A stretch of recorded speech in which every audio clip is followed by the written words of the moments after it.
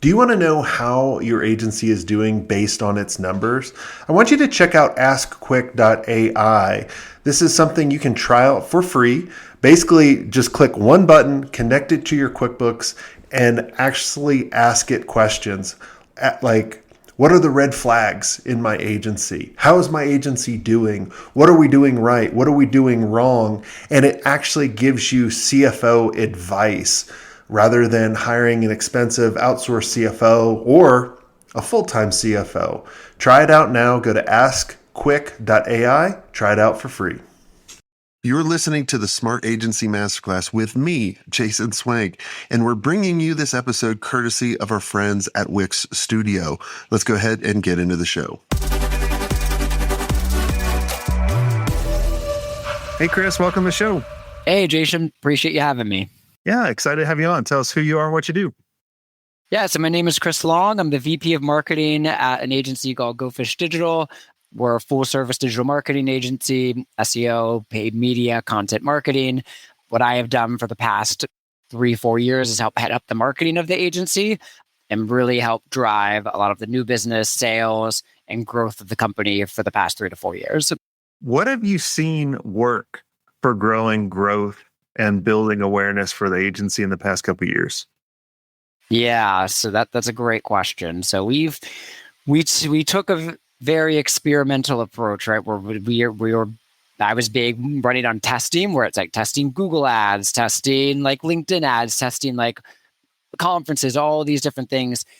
The biggest thing that we think drives growth, and it's something that you almost just can't replicate, is thought leadership. It's like that is the general thing that has consistently brought us in the most amount of business, generally the better, bigger deals, and as well also like just has stronger close rates, right? So like we found that the more we do thought leadership, the more we grow, the more our brand gets out there. It's hard to measure because oftentimes if you're doing a lot of thought leadership, you're like literally measuring it and like how many impressions did this LinkedIn or Twitter post get, or how many views did this blog get or shares. So it's like you really are reliant on these kind of like what people would assume are more like vanity metrics. But over time, we believe that that's one of the most contributing factors to growth, at least of our agency. It was a thought leadership first agency. That's what helped grow it in the early days. And like when I came on board, a big part of my role was kind of like expanding out, scaling out our thought leadership, and that tended to be very successful. Let's break down the thought leadership a little bit more. So what kind of foundation did you have to be built first in order to start with the thought leadership?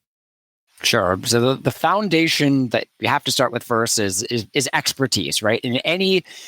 My philosophy is in any agency, sales environment, sales marketing environment, the reason someone's going to choose an agency, especially as you start to sell larger deals, right, is like they have to be convinced that you're an expert in something. Now that thing can be very, very niche, right? It could be like you are the best B2B or a SaaS website development agency there is, but they have to be convinced you're the expert in order to do that. So to even start with thought leadership, you need to build from a culture of like true expertise. So that has to flow down into who you hire, the founders having a sense for innovation, right? Building out new tools, proprietary tools, like that type of stuff. So like it all kind of stems from the people and also the product that you offer. That allows for like great thought leadership, because if you did something really innovative, like back in the day, our founders, they were working on the Geico site, and they basically did something technical where they made a URL switch at scale to Geico, and traffic just to their blog skyrocketed by like 2,000+%, right? But that kind of thing wasn't really being tested around that time. It might seem like table stakes in today's digital marketing. That great service allowed them to put out thought leadership around it, which then in turn attracted new deals, right? And really helped position the brand as strong thought leaders in our space, which is the SEO space. And with the thought leadership, was it just the owners doing the thought leadership? Was it the whole team? What was your guys' approach around that? So to start, when the agency started, it was primarily the owners, but that kind of spread throughout the agency, right? And owner-led thought leadership can be great. And I think you're probably, a lot of agencies are going to really benefit that if they're, especially in the early days, let's say you're 3 million in ARR or under, like you're probably mainly going to be coming from the owners, right? But I think as the agency grows and advances, you need to figure out like ways to really distribute that throughout the team, right? As you know, the agency gets bigger and the founders have less time to be spending in the day to day as much. It's like that thought leadership needs to be coming from the team, right? So like training the team on like, hey, what was something that was just really successful for a client? So like we should be writing about that or creating video content around it. Or hey, didn't we really improve traffic or improve conversions to this one page? We should be creating a case study around this to highlight back to the agency. Like, so really trying to build it into the team is going to be the best way that you can like scale out your thought leadership, right? So I think to start, it probably mostly comes from the founders, especially to establish that kind of culture for the rest of the agency. But at some point, it has to also come from the team too, because at some point, your teams, your managers, your directors, they're going to be the ones who are owning a lot of that strategy even more in the day to day than you will be. So the thought leadership also has to come from them, right? And that's something that we were able to make pretty successful as well. What have you seen at other agencies that flop with thought leadership? Yeah, I think probably the biggest flop, honestly, is just like no thought leadership at all, right? I think that's like probably one of the biggest mistakes is like, I think we hear this from team members all the time where it's like, I don't have anything valuable to add, right? Like everything in the industry that could have possibly been said has been said, right? So I don't have any new unique insights or perspectives. And while I think the best thought leadership is something that's, the industry hasn't been aware of, it's a new breakthrough, it's a new tool, it's a new discovery.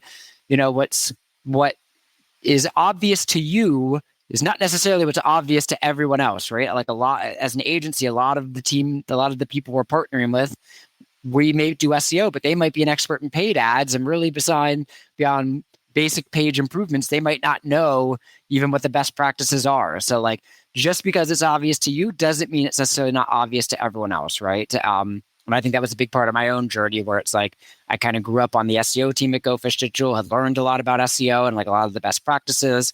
And then I thought, hey, I don't think, I know a lot of the best practices, but I'm afraid to share it from a thought leadership perspective. But then I started posting on LinkedIn and Twitter, and then soon found out that even though it was obvious to me, it's like, hey, I know that adding a redirect slows the page down.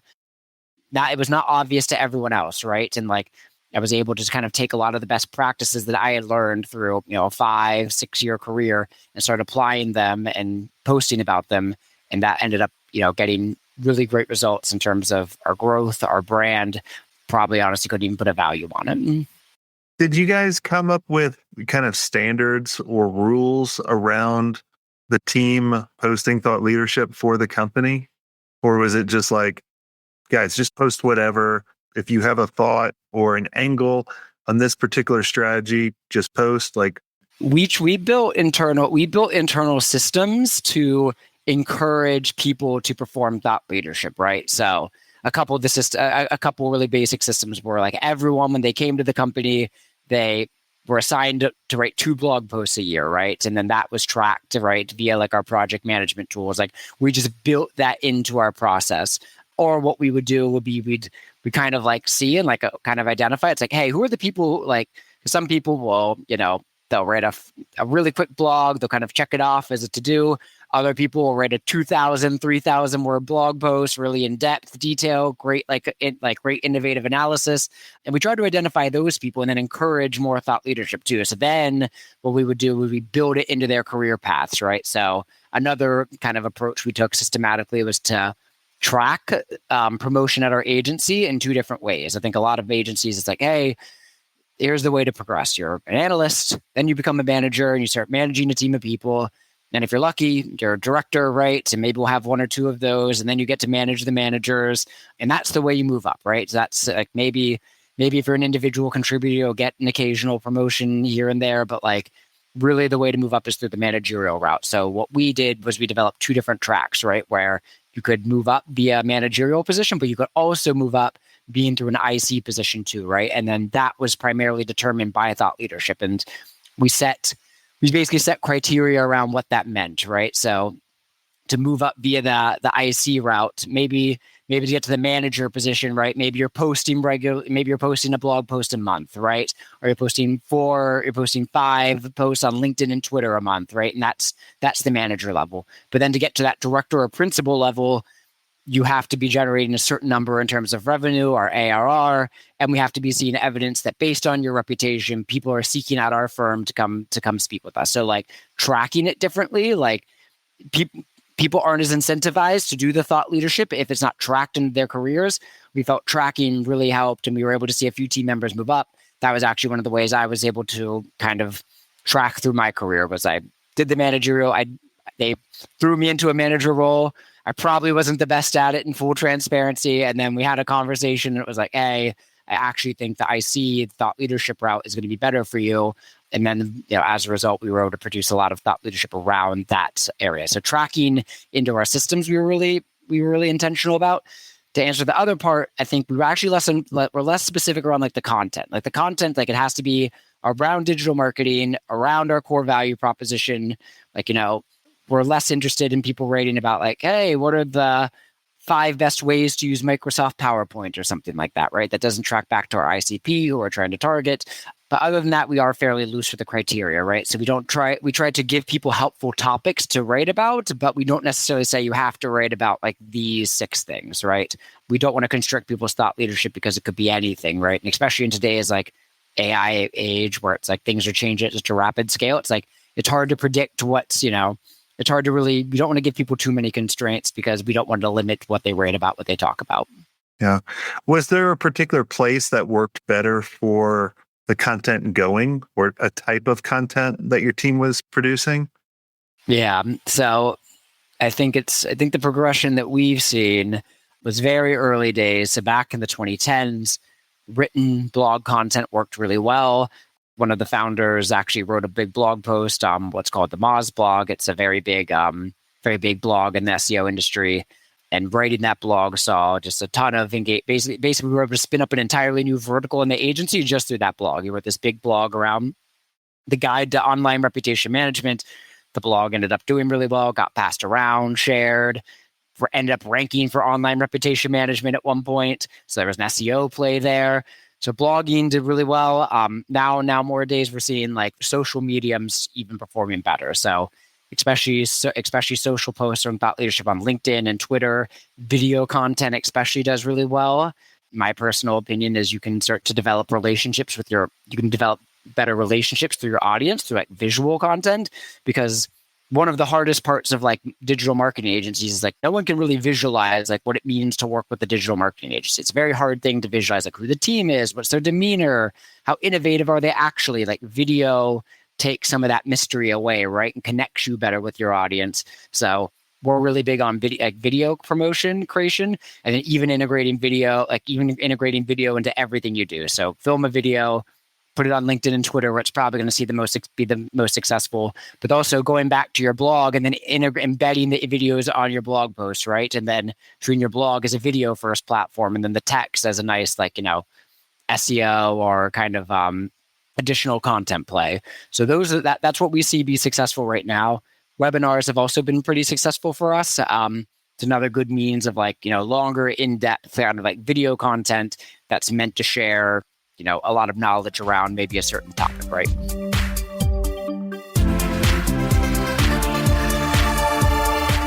Look, your agency adapts for every client, right? Your builder should do the same. That's why Wix Studio is built for the way you actually create.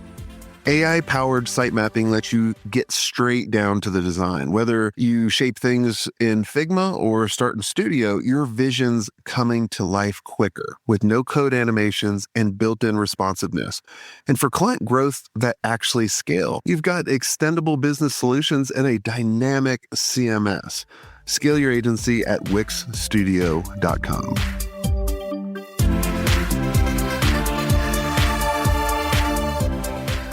When I started this business 11 or 12 years ago now, I can't remember, there was only a couple people like in my space that were helping agencies, and they all had blogs. And I hated writing.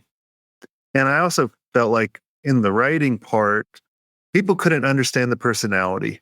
They couldn't see the emotions. They couldn't get to know you.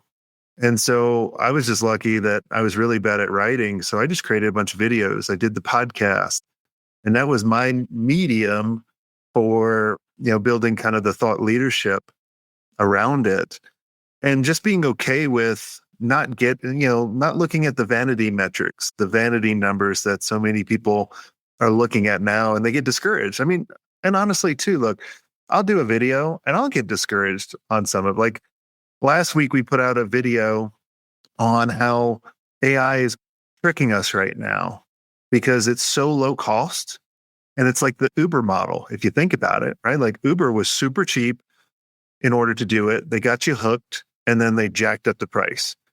And so, like, AI right now, you're paying $20 a month here, $20 a month here, $10 here for these tools that literally create you hundreds of thousands, if not millions of dollars. Do you think it's going to be that cheap? No. And I was like, this video is going to go huge. Barely got any views. And I got so, I started looking at it, I'm like, son of a bitch, right? Like, I put all this effort into it, and you fuckers didn't listen to it or view it.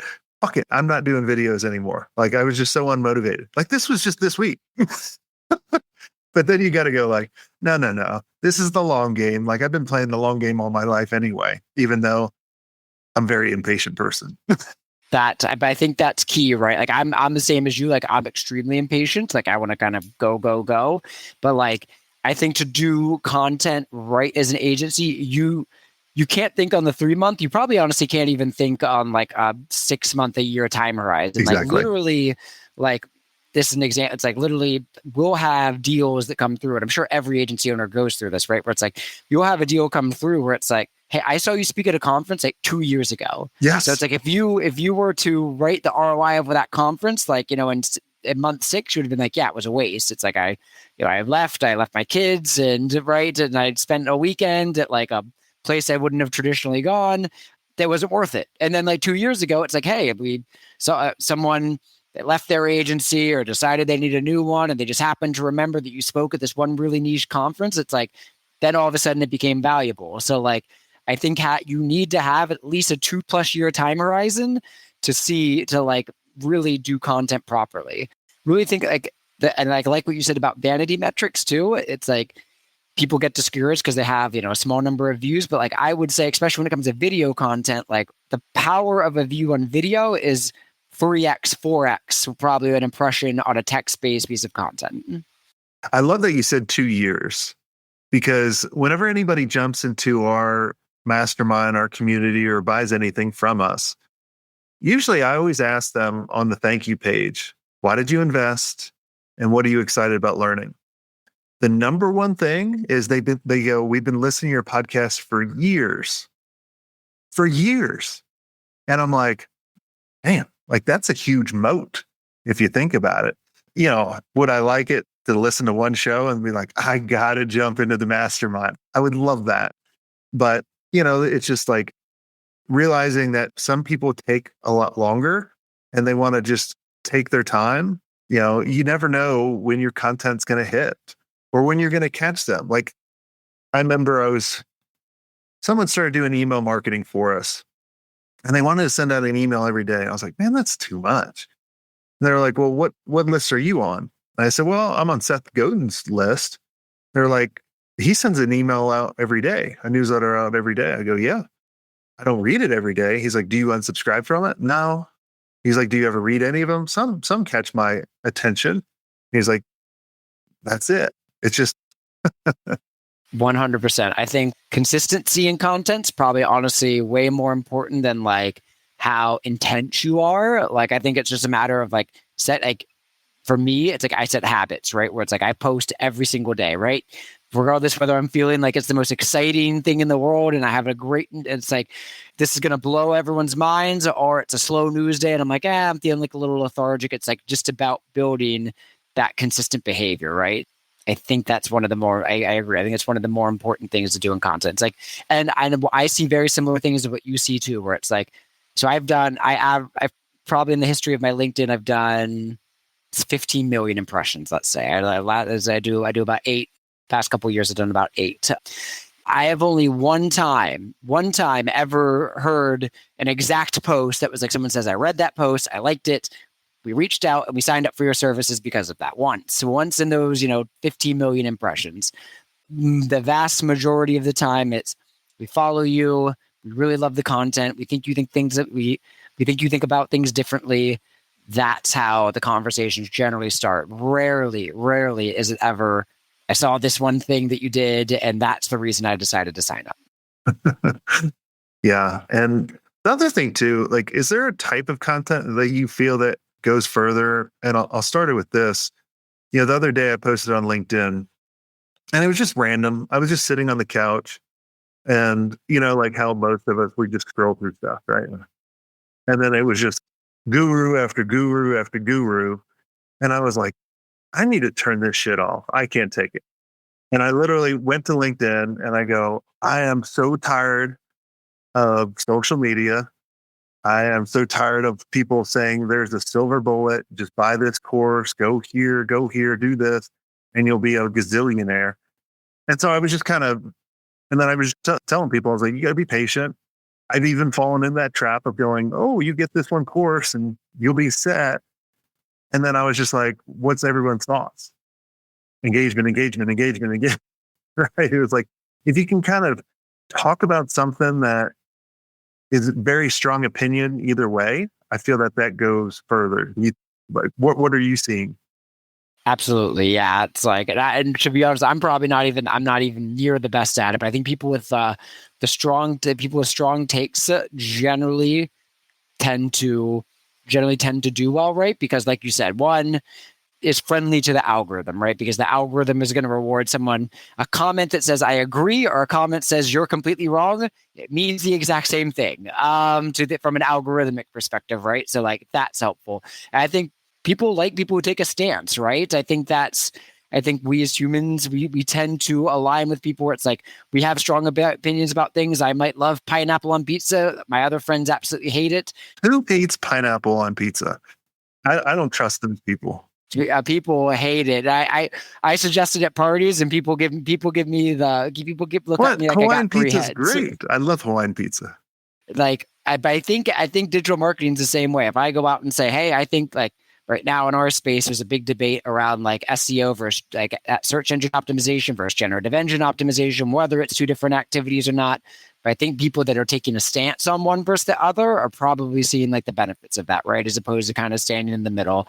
I think the piggyback off that, the content that I think does really well, and it's like you have to have time for it, which can be hard, especially if you're an agency founder. But the content that like dives deep, even something to niche that's like you don't think people are going to care about, like, and that's super like even technical, or you took the time to read a patent or something like that, or to run an experiment, that tends to go further. So like a good example is like someone the other day posted that they like dug in, like they analyzed ChatGPT and they like dug into the JSON files. But doing that, they were actually able to like see, hey, you can actually see like the exact search terms that ChatGPT is searching when you ask it a question, and like those types of insights like are really invaluable. So I think people like that too. I think people, even if it's a little technical, even if it's a little over their head, I think people like the insights where it's like, hey, you took a step to dive deeper, go beyond the initial headline, read the article, read the patent, try a test yourself. That content really resonates with people. Well, people want to understand what you understand, but they don't want to do it. So like the other day, I'm always, AI is here and AI is amazing. I have tons of actual AI agents. I have a lot of custom GPTs, all these different things. And I watched a 3-hour video on building AI agents in N8N. 3 hours. Now I had to break it up into shifts because I was like, my butt hurts. Just sit there, like, I can't look at the damn fucking screen anymore. I need to look away. But it proved that, like, it taught me something. I understood that this person understood this better than anybody else. Then I realized how hard it was. And most people will be like, oh, I don't want to go build it, but I trust this guy can do it because he actually demonstrated it working in front of me. Let me go hire them. Like, I was just like, I didn't think that long form of content, like 3 hours, But like when you dive deep, man, especially in something someone's searching for, oh my gosh, that could be your best content yet. Absolutely. And it's like it goes back to what we were talking about earlier, where it's like people are going to engage your agency because you're the expert, right? So if you have a 3-hour thing where you can talk confidently about a single topic and maybe even in depth, and maybe it even goes off the rails a little bit, but like you're still able to do that, your expertise is going to convey, right? And that's, to me, that's really what content marketing, quote unquote, as an agency is all about. It's basically visualizing, demonstrating your expertise, because it's going to be harder to unlock, let's say a $100,000 budget to, with a client, or more, if they don't think you're an expert, right? Especially the types of clients that most agencies want to be working with, the higher margin clients. They want to know you're an expert, you have a process, and you know what you're talking about ever before they even get on the phone with you. Awesome. Well, Chris, this has been amazing. Thanks so much for coming on and sharing everything with us. And for everyone listening out, I wanted to tell you something. I have never done this. And for years and years, we've been updating the agency playbook for ever since I've been doing this. And I've always charged for it. And I'm tired of charging for it anymore. I want to give it away for free. And this is the 8-system framework. Now, it's not going to solve everything, but it may just solve a couple little things for you. And if you go to swank.it, there's tons of resources there. You can log in to the agency playbook and start going through all this different systems and documents that we used over time and training and all that, all for free. So go check that out now. And until next time, have a swank day.